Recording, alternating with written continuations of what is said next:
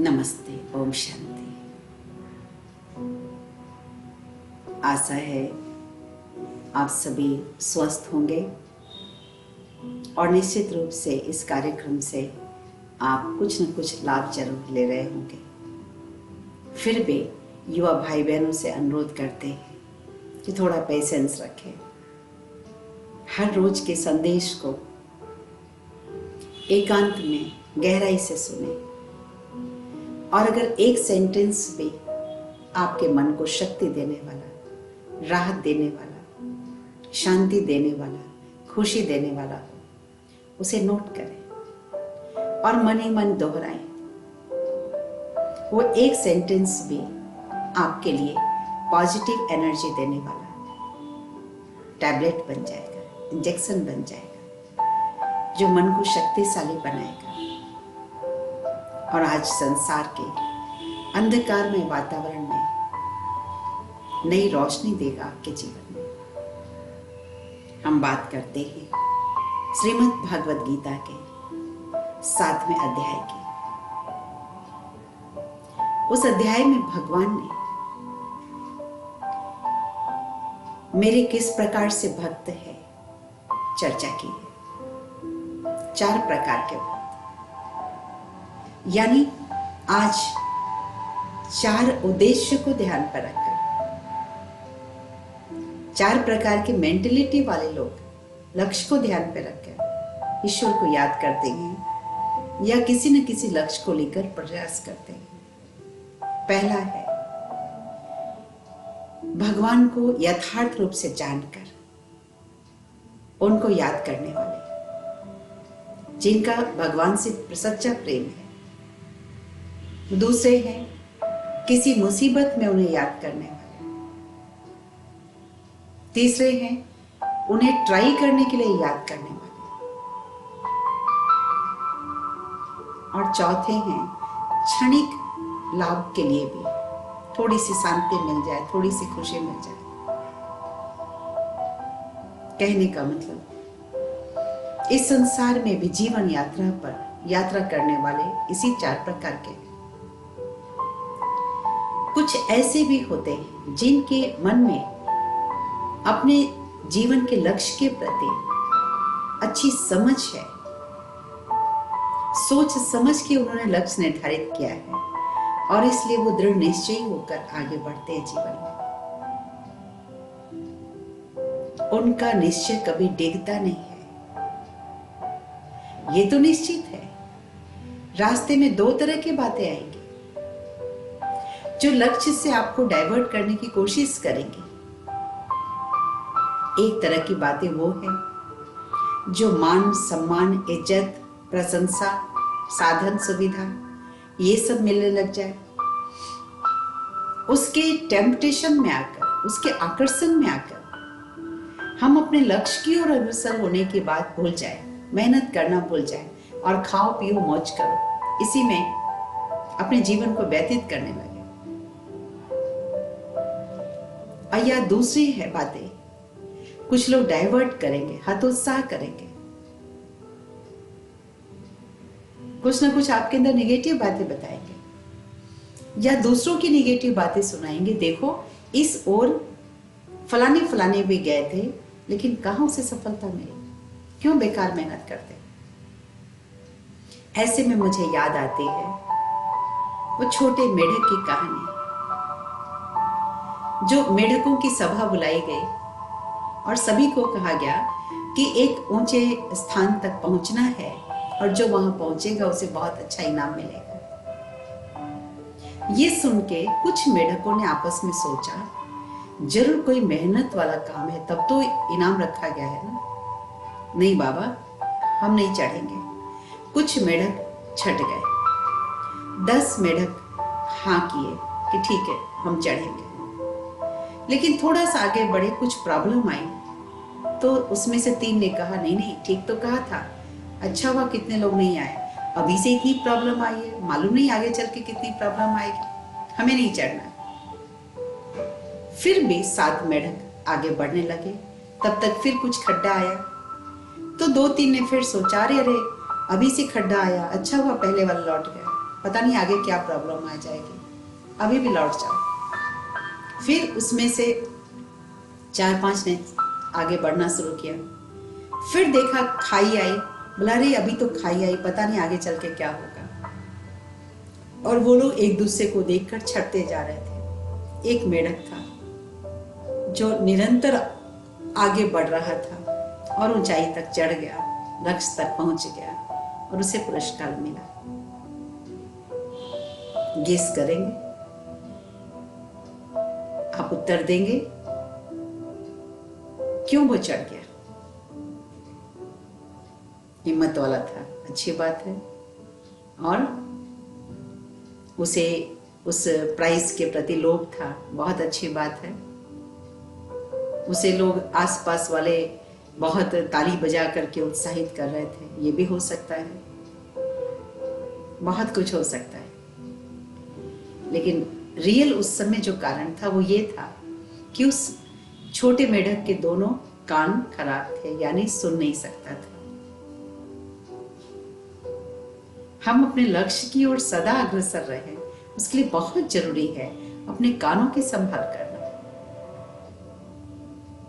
कहते हैं एक छोटी सी चींटी हाथी के कान में गई तो हाथी की भी मौत हो सकती है। चेक करें, हम दिन भर जो कानों से सुनते हैं, हमारा मनोरंजन कैसा होता है।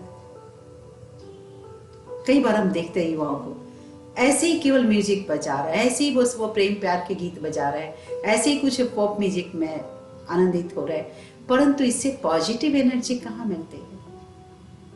थोड़ी देर के लिए आप भले अपनी समस्याओं को भूल जाते हैं, लेकिन फिर भी समस्या तो जस की तस होती है। इसलिए हमारे कानों से हम जो सुनते हैं वो यहाँ दिमाग में स्टोर होता है। और कोई भी एक छोटी सी निगेटिव बात भी किसी के द्वारा सुन ली, स्टोर हो गया, अगर स्टोर हो गया तो वो वायरस का काम करेगा। आध्यात्मिकता एंटीवायरस का काम करती है। अपने आप को भगवान से जोड़े रखना और बहुत सिंपल वे में भगवान का सत्य परिचय जानकर और अपने आप का सत्य परिचय जानकर उनसे अपने आप को कम्युनिकेट करना, उनसे अपने मन को जोड़ना, इसी का नाम तो राजयोग है। God is online, are you connected? Antivirus डालने के बाद भी अपडेट करना जरूरी होता है। ये समय है स्पिरिचुअल एम्पावरमेंट का। आज का युवा शारीरिक शक्ति से घनी हो, उसके लिए अपने पौष्टिक आहार या एक्सरसाइज ये सब पर ध्यान देता है, पर्सनैलिटी पर ध्यान देता है, लैंग्वेज इंप्रूवमेंट हो उसका ध्यान देता है, एकाग्रता बढ़े उस पर ध्यान देता है, परंतु स्पिरिचुअल एम्पावरमेंट समय की मांग है। सफलता की ओर अग्रसर अनेक महापुरुषों ने अपने अलग अलग संदेश दिए हैं, लेकिन हिम्मत उसमें सबसे बड़ी है। और मुझे फिर याद आती है डॉक्टर APJ अब्दुल कलाम की वो बात जो उन्होंने कही कि सक्सेस स्टोरी बहुत लोग पढ़ते हैं और आप फेल्यूर स्टोरी पढ़ो, ताकि फेल हो ही नहीं, फेल हो फिर ठीक हो, फिर फेल हो फिर ठीक हो। अपने कानों की संभाल करो, सवेरे सवेरे अपनी एक रूटीन अवश्य बनाओ, जिसे कि पॉजिटिव बातें सुनना है, सुबह सुबह नेगेटिव बातें नहीं। और रात को सोने से पहले भी पॉजिटिव बातें सुनकर सो। और सवेरे जो आपने पॉजिटिव बातें सुनी है उसकी कुछ बातें जरूर नोट कर लो, ताकि दिन में बीच बीच में अपने आप को याद दिलाओ। मैक्सिमम टाइम जहां ध्यान जाता हो वहां ये बातें लिख करके रखो। और अगर कोई नेगेटिव बात चली भी गई कान में, याद रखो, सावधान, उसे याद नहीं करो बार बार, न मन में रिपीट करो, न किसी के सामने मुख से रिपीट करो। लक्ष्य कभी न भूले। हनुमान जी को लक्ष्य नहीं भूला था। रास्ते में बहुत तरह की बातें आई, सुमेरु पर्वत भी आया और कहा कि तुम मेरे ऊपर रेस्ट कर लो, नहीं किया। सुरसा आई, तुम मेरे मुख का ग्रास बन जाओ, किया, उसको भी फेस किया, लेकिन लक्ष्य नहीं भूला।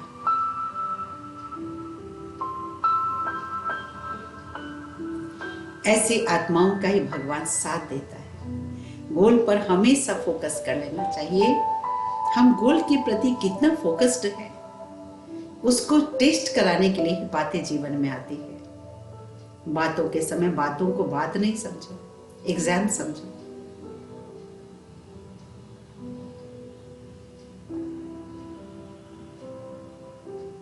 चले कुछ क्षण के लिए मन को एकाग्र करें भृकुटी में।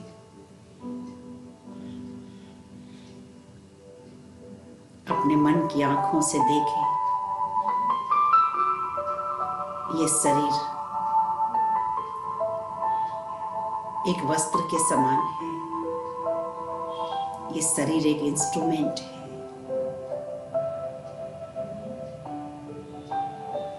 इसके भृकुटी में विराजमान मैं एक चैतन्य शक्ति, एक दिव्य शक्ति हूं।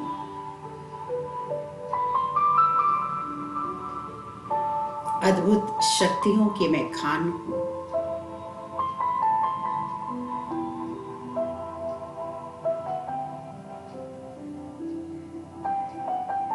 मुझे अपने जीवन में एक अच्छी प्रोफेशनल लाइफ को चुनते हुए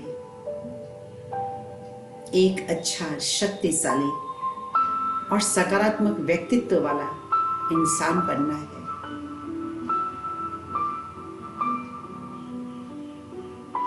जिससे मैं स्वयं भी सुख शांति से भरपूर रहूं और जो भी मेरे संपर्क में आए उन्हें सुख शांति से भरपूर कर सकूं। खुशी मेरा जन्मसिद्ध अधिकार है।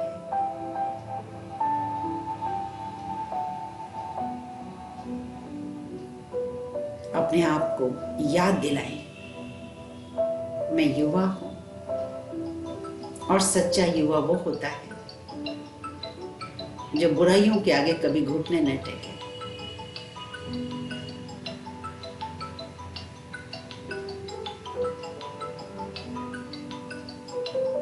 युवा अर्थात जिसमें हिम्मत न हारने की विशेषता।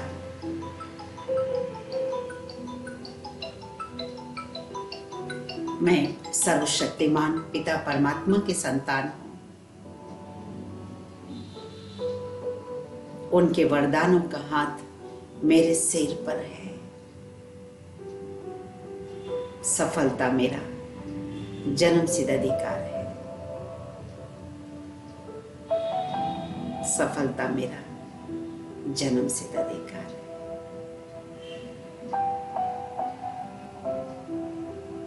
फील करें, मुझ आत्मा से निकल कर शक्तियों के वाइब्रेशन, शांति के वाइब्रेशन पूरे मस्तिष्क में फैल रहे हैं।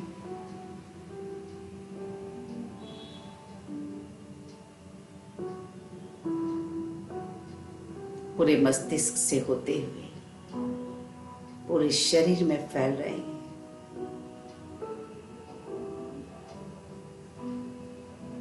सारे शरीर से निगेटिव ऊर्जा बाहर निकलती जा रही है।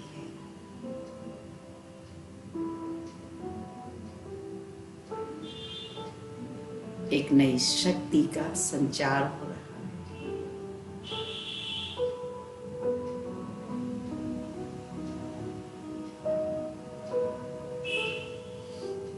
रिलैक्स,